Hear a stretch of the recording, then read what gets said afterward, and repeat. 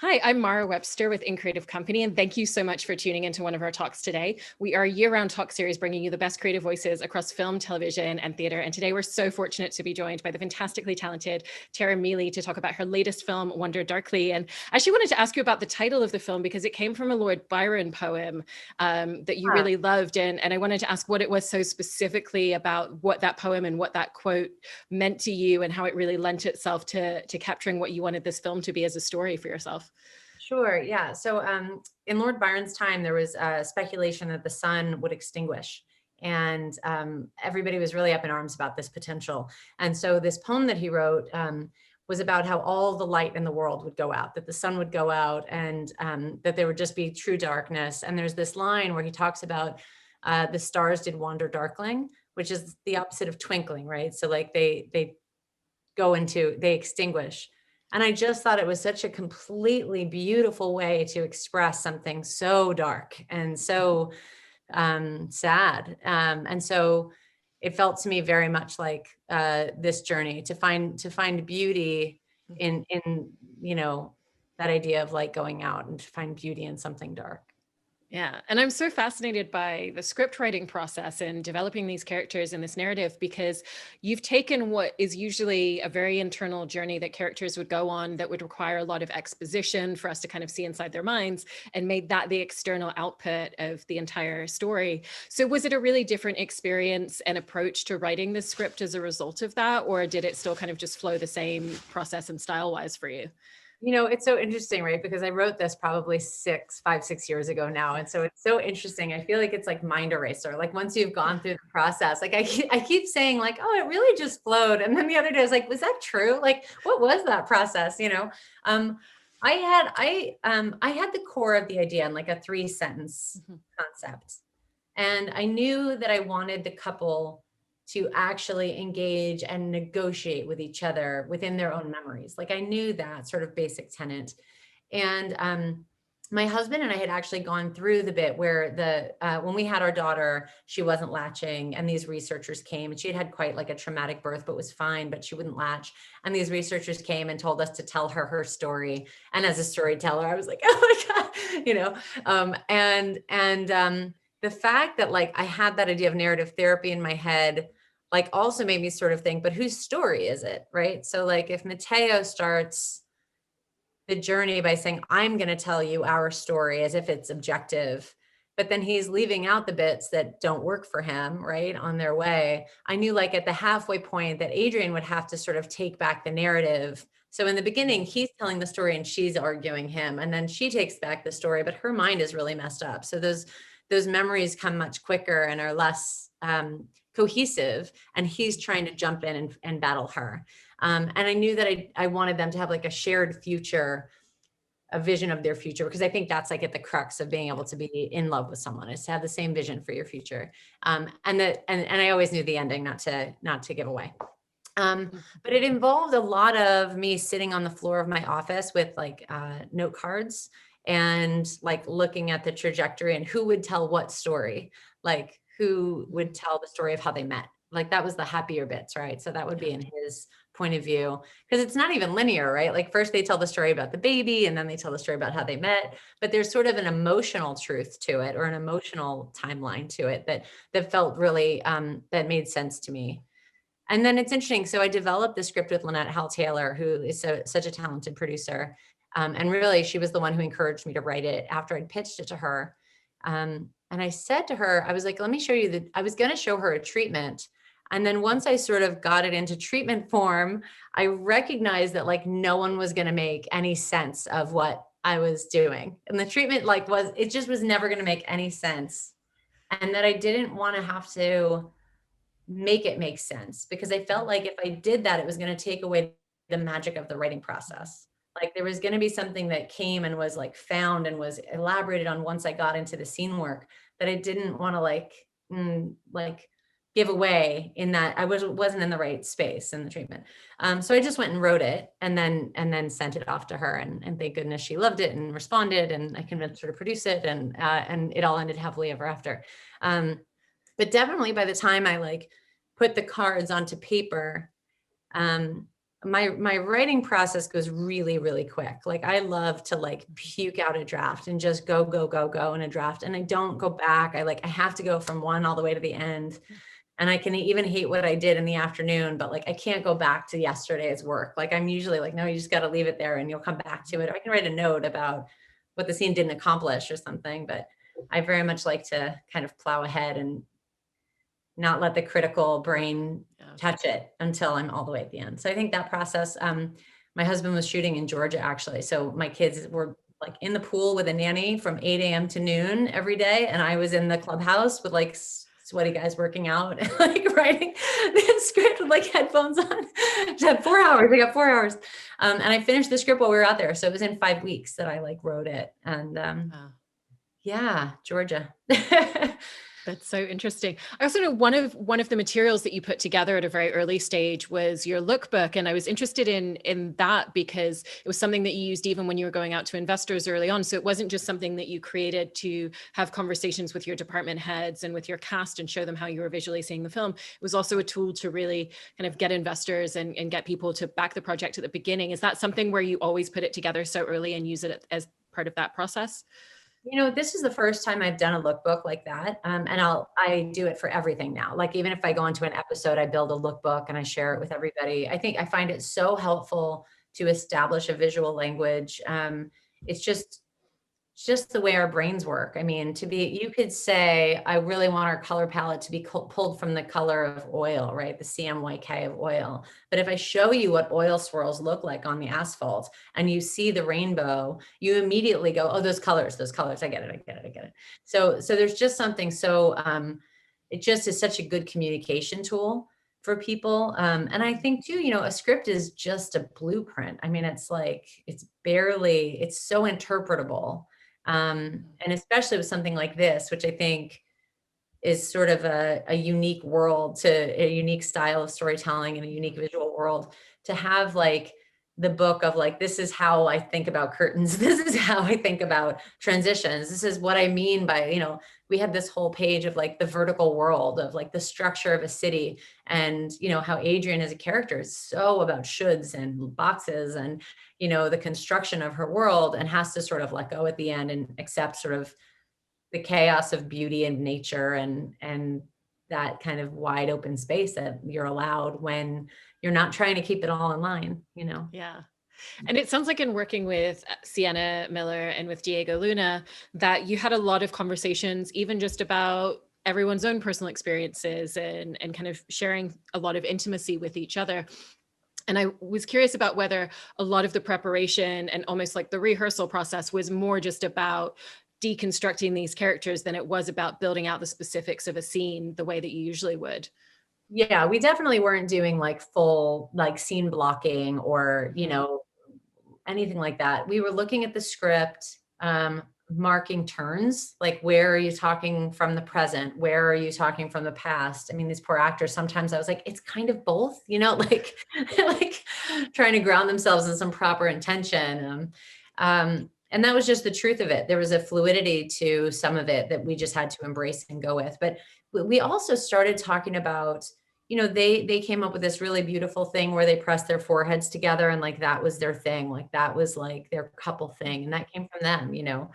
Thank goodness they've had a long standing relationship and have known each other for so many years.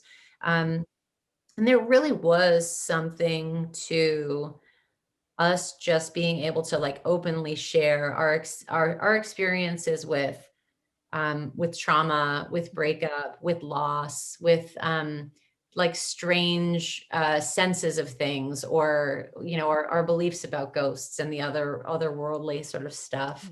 And I think that like entrusting each other with those conversations, the story, thank goodness, really became theirs. Like I really wanted it to be their characters at a very early age. I was like, or stage, I was just so ready to like hand them off. It's like, you guys take them. Like I can no longer like care for them the way that you can care for them. So like, please take them now, because I have other things I have to do, So they were wonderful, just wonderful. And I think elevated the material off the page in such a true, profound way. And I just think they're the best. Couldn't be like. No, they're incredible because it's such a performance-based piece, and they really kind of pull it together. And I thought one of the things that was so beautifully constructed in the film is the pacing and the flow of each of the individual scenes and the moments, because even from your writing, but also what you're asking them to do performance-wise, the scenes go to so many places. One moment there's full romanticism, and then there's massive disagreements and conflict, and then they're breaking the fourth wall as they're dissecting what went on. So it's even jumping in terms of the tenses. And so just wanted to ask how you really approached the fact that you had to take each scene to so many places in such unique ways, from the writing process and working with Sienna and Diego, because it's such a unique performance aspect for them to have to break their own character in the middle of a scene and step away from the emotion, but be able to flip that switch back to it immediately. Yeah, I mean, the truth is, it was really hard for them. I think it's one thing to read it on the page, and it's a completely another thing to stand up and execute it with cameras going and takes. And I mostly served as a, like a calming force that promised them that it was working and that it was wonderful, because the truth is I think watching it happen on set was quite magical. You would watch the scene and watch their moments and I love seeing an actor turn. Like, I hate when an editor misses, like, you can't cut to somebody crying and then cut away and suddenly you come back and they're like, fine. It's like, it's the turn in a character that makes your heart break. It's those moments that are so powerful for us. And so watching them execute it was really wonderful, and having to just explain to them and reassure them constantly that, like, it was working. And I think they were quite self-conscious in it when it was up, and relieved to see that it worked once they saw the cut, which was, I mean, and by the way, the hugest thrill for me was seeing them happy when they saw it, because we'd all gone on such an adventure together, and I think I live in a real place of, oh shit, will this work? I quite enjoy that, like the edge of like, oh God, like, is it going to work? Well, let's try it. Like, let's be big, go brave, like, don't be afraid to fail. And I think that's where so much good stuff happens, is when, like, you don't know, like, what's in front of you. Like, that's where all the discovery happens. So it was a lot of that, a lot of like, well, let's find out, like, let's try it. Like, the worst we can do is fail. We're like, well, so I really do give them a lot of credit for pushing past all that discomfort, because it was, and even the truth is, all of that plays into a state of concussion, a state of grief, when things are so untethered and you feel happy one second, crying the next, and laughing one moment, and like just out of your head the next, thinking about, you're like out of time. So I think we did it right. It was just a matter of getting everybody into that concussed state and into that sort of grief state while we were creating it. That was physically taxing, I think, on everybody. But yeah, and you just mentioned that state of grief that these characters have to exist in for a lot of the movie. And in terms of performance wise, every actor kind of approaches walking into scenes like that very differently and has different needs.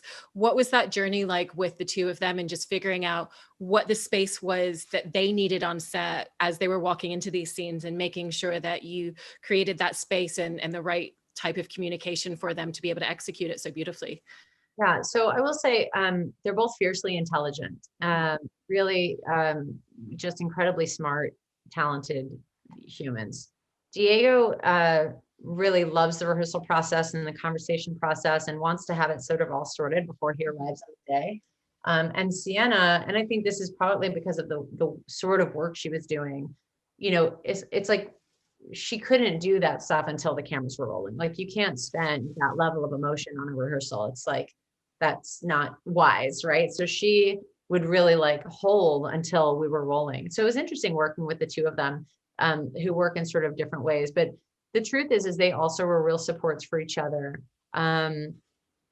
With both of them, I think, and I think this is for all directing. I always think it's a less is more approach. I try to stay out of an actor's way and give very targeted and very personal notes.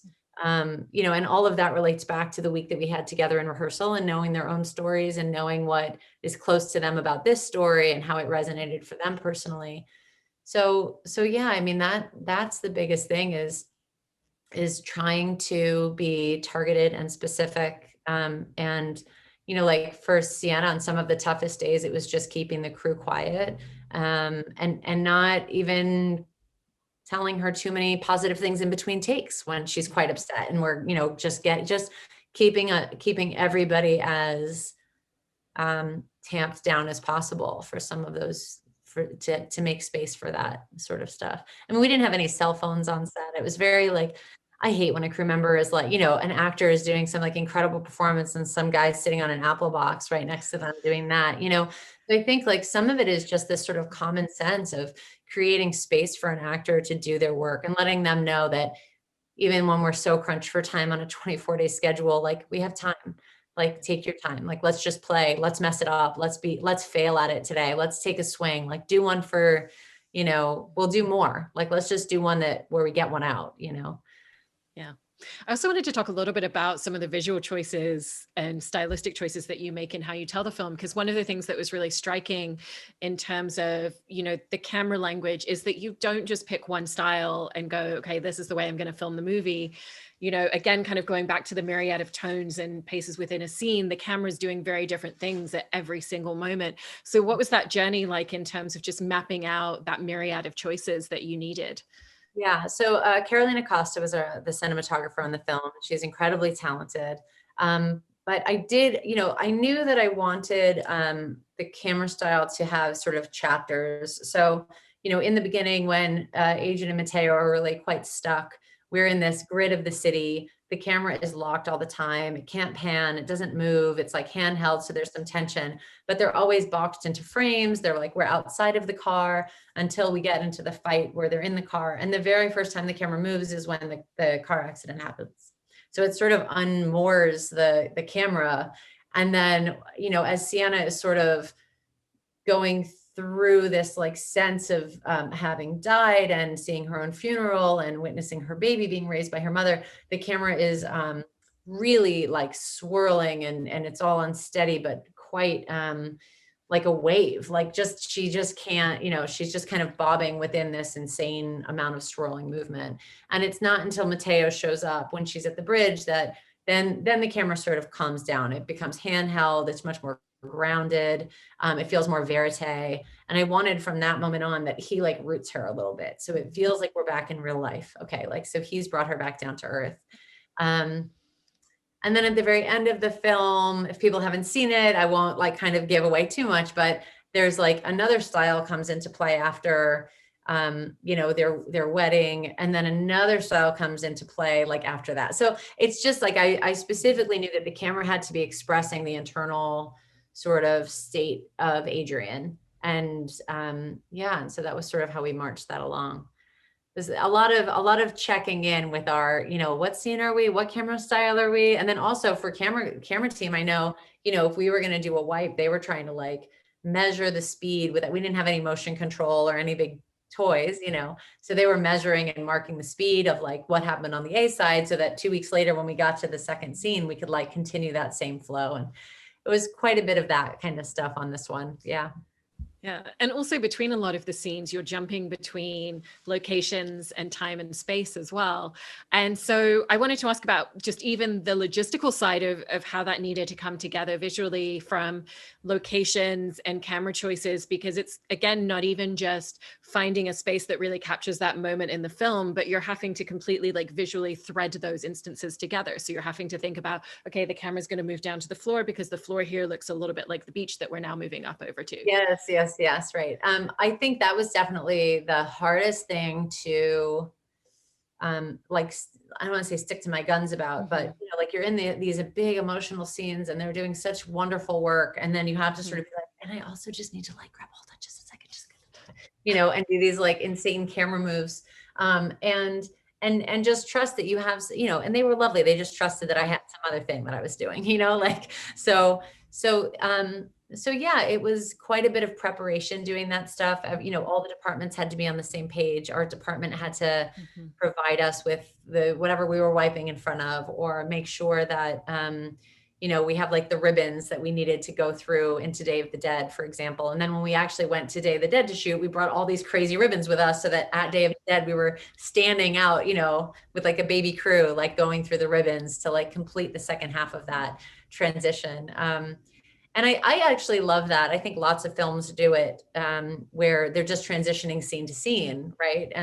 I think it can be done elegantly, and I think it can be done not so elegantly, but I think it's a wonderful way to sort of like carry an audience through when done right. And I just think the whole team came together to make that a possibility. Certainly those were scripted, but the amount of brainstorming and conversations about how to make that happen in a real world where it wouldn't take you out of the film, where it always felt like it was, following their emotional journeys, it was a real team effort. Yeah. And there's so many tiny, minute details that you thread throughout the film that all of a sudden take on a completely different contextual meaning at different points, such as, the fact that she thinks someone's outside trying to get in and we see a man in a hoodie. And then that means something very different by the end of the film. And I feel like wasn't there like a tattoo on him or Yes. something that we see as a visual element? So kind of, was that something where like every single scene you were looking at every other scene and just going, okay, what are the details that we want to thread in, that we want to bring back into this moment as well? Kind of like what still makes sense contextually within the film here? What's going to shift its meaning if we show it in this way? Yes. I mean, we were certainly very deliberate. Like everything had to be like a setup and a payoff. And then I would say it's like a callback. Like everything has to make sense. She can't just witness weird things happening around her. It's basically just the details of the aftermath of the crash, like creeping into her head. And I actually think some people still watch it and don't know that, which is fascinating to me. Cause I'm like, oh, I don't know. I want everyone to know that like, all of the things that she thinks are her being haunted or her being, her death kind of approaching her is really just truth. It's really just her brain, like only allowing these tiny little snippets of what ultimately was like a good thing and was the person that saved her. And I'm thrilled that you got it all.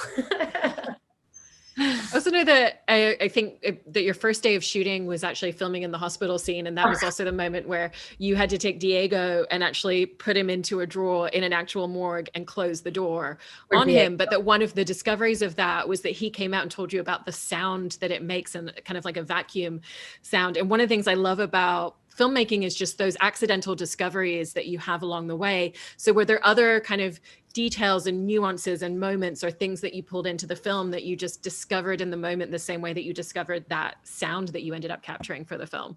Oh gosh, that's such a great question. Were there things that we just discovered? I mean, I'm sure there are. Here's a nice one. So when we were shooting the dolphins, this is you'd really have to listen close to hear this. When we were shooting the dolphins, Sienna was doing this thing where she would reach over the side of the boat and sort of bang on the boat. And I guess to send, sound waves out to the dolphins or something. But I had always had in my head this idea that it was in the script. There was like the rhythm of the freeway sounded like a heartbeat. And then at the very end, the motor of the boat sounds like a heartbeat, but it kind of fell away when we were in it and doing different things with music. But when Sienna bangs on the boat, the rhythm of the song kicks in, and it is sort of like a heartbeat. And it's just sort of like this rhythm that her hand bumps into the beat of the music. And I've always kind of loved that.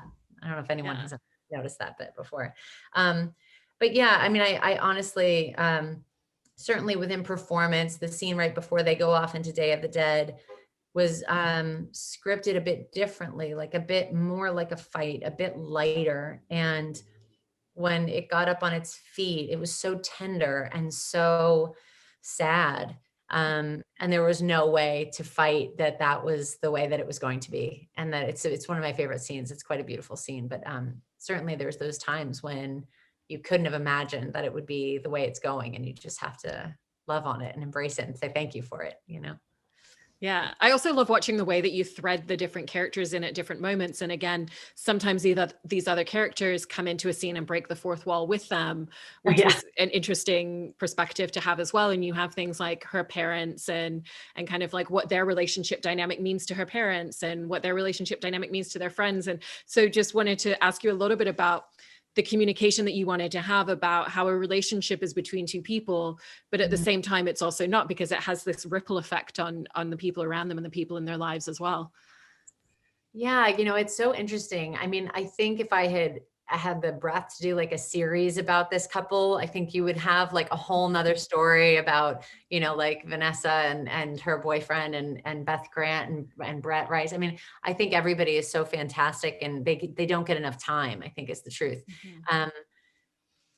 I really wanted to, you know, obviously the character of the mom in the film is like a point of pressure for this couple.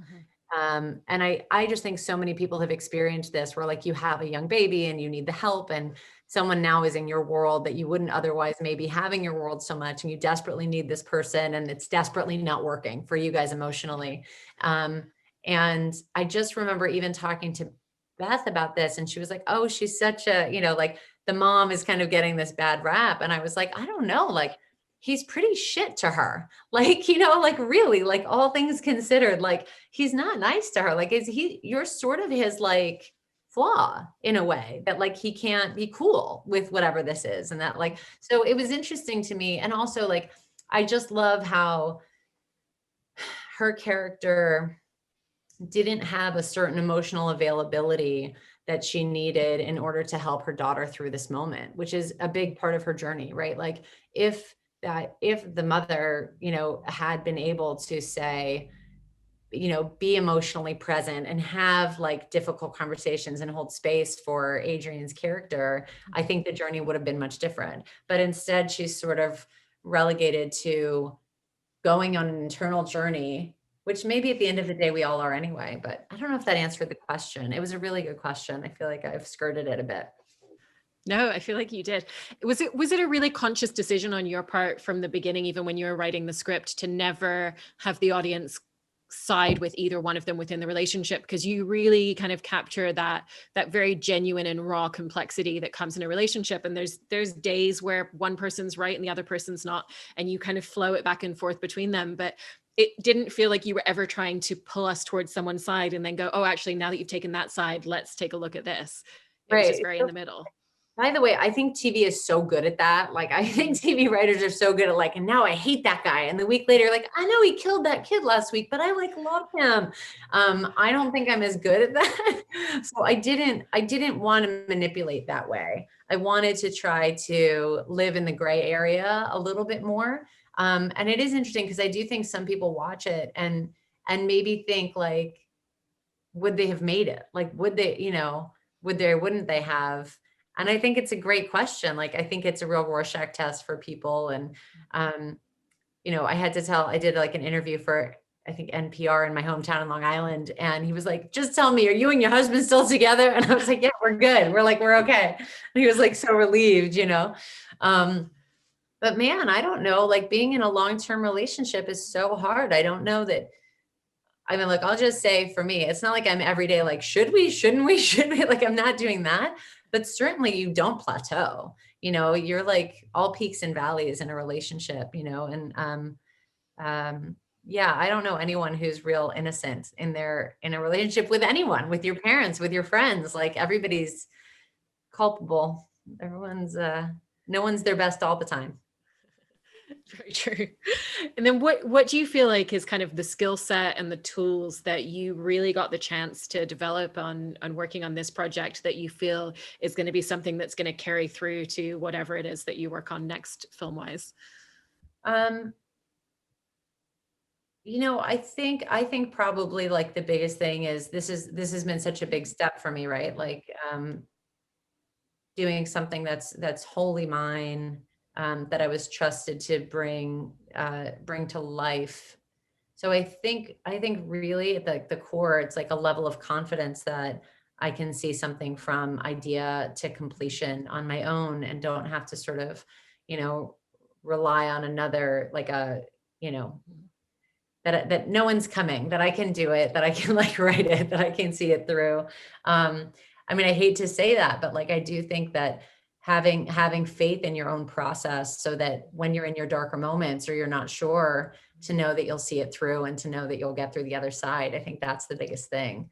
And then just, you know, I think also taking chances, that it's okay, that it's really like the best thing to trust your gut, to take chances, to have faith in it all.